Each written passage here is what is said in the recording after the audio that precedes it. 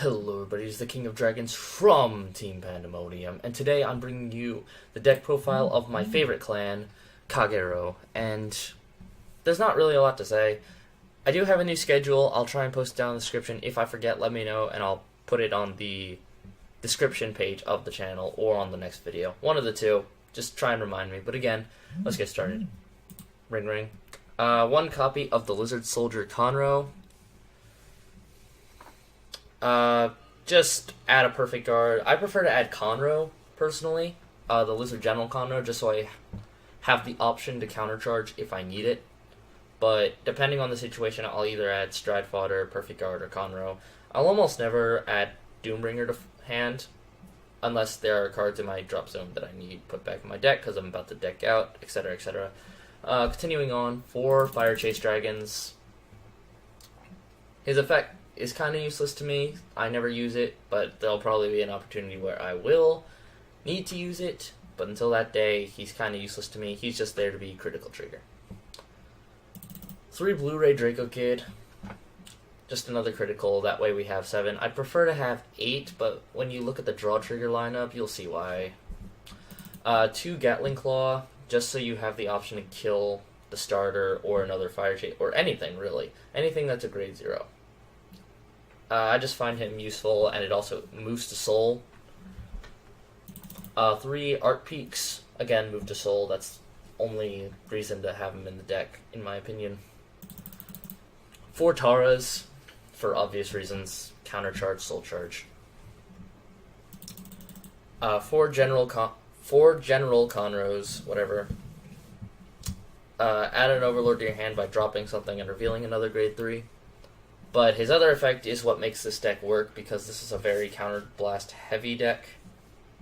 Retire him, and and your Vanguard countercharges 2 every time he attacks. So if you have the Ace or Ziegenberg, then that's countercharge 4. Always good to have. 4 Protector, same reason as Tara, you countercharge. 4 High Flames. Return 2 Overlords to the deck, up to 2. Shuffle, draw a card. Retire this unit, and then he is the cost for Stride if you're striding for the Ace or the Purge. Now you could run 2 or 1 Stride Fodder, or you can run 1 Stride Fodder, 1 Bellow. I just run 1 Stride Fodder for now. I'm sure after I play tested a few times, and yes, I have play tested this deck before y'all get salty. Yes, I did play test it, but I haven't found any real problems with it yet. But maybe striding could be an issue. I don't know. Probably not though. So I'll play test it some more, and we'll decide on that.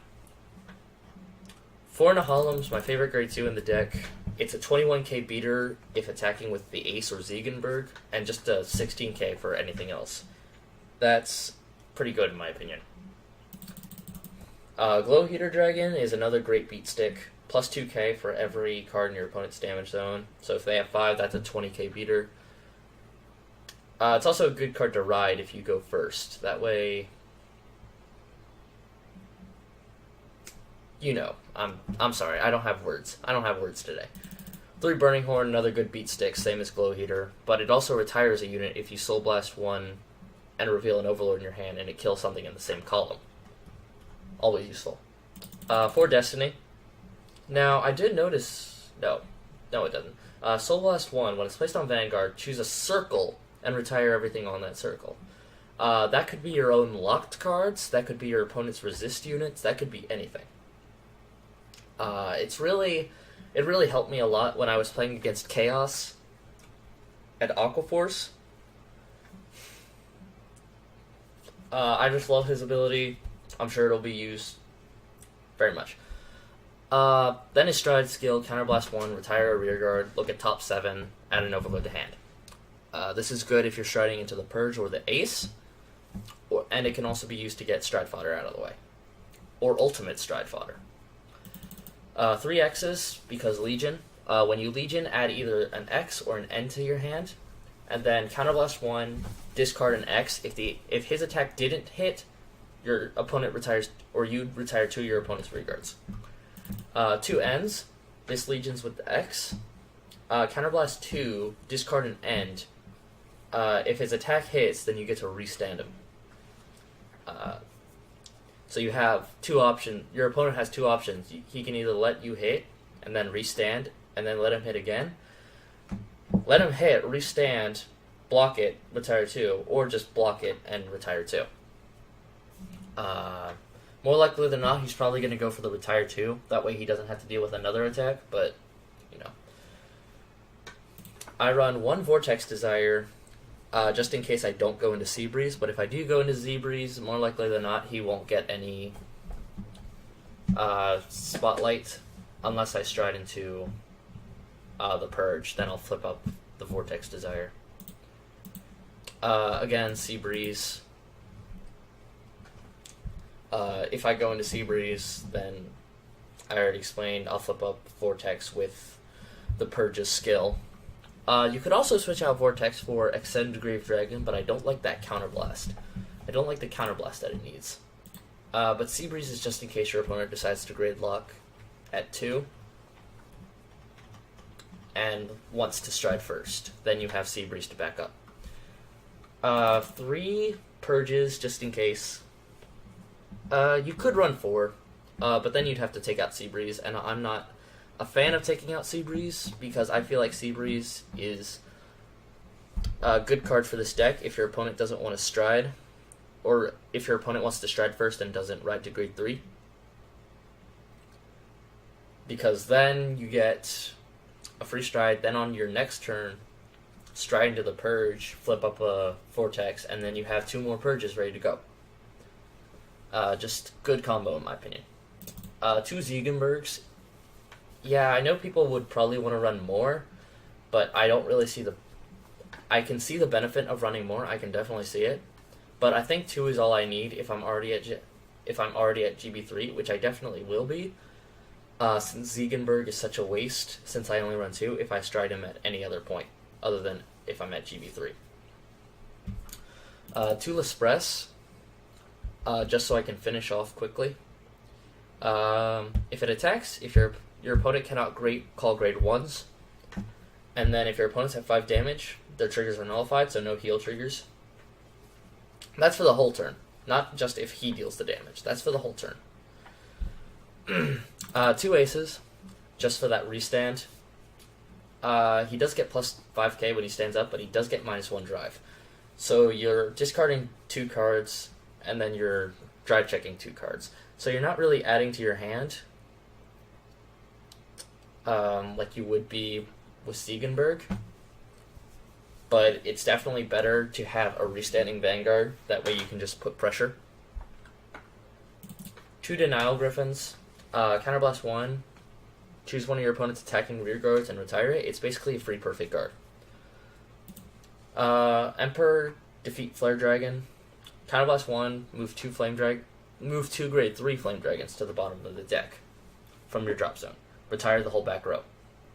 That's if your opponent's Vanguard is attacking. Ring. 1 Absalom. Counterblast 1, when your opponent's Vanguard attacks your Vanguard, plus 10k for every open rear guard. So if your opponent has 5 open rear guards, that's a 65k guard right there. Very fun to use. Very fun to see your opponent. It's fun. And then, of course, 1 Drachma. Now, Drachma is like the fifth place Zeroth Dragon, in my opinion. But if you're... Okay, so here's my list for the Zeroth Dragon. It goes Dust. Sorry, my mind just completely blanked out. For me, I think when I actually... Hold on, I actually wrote it somewhere.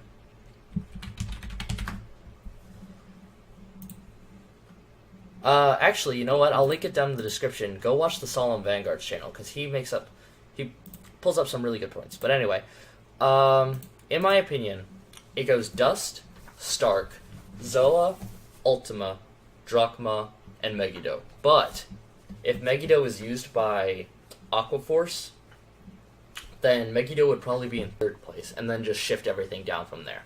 So if Megiddo was in Aquaforce, it would go Dusk, Stark, Megiddo, Zoa, Ultima, and Drachma. So yes, Drachma is the worst Zeroth Dragon, but he's really fun if you actually get him off. Like, if your opponent has, like, 5 cards in hand, you're just like, oh, well, I guess I'll win now.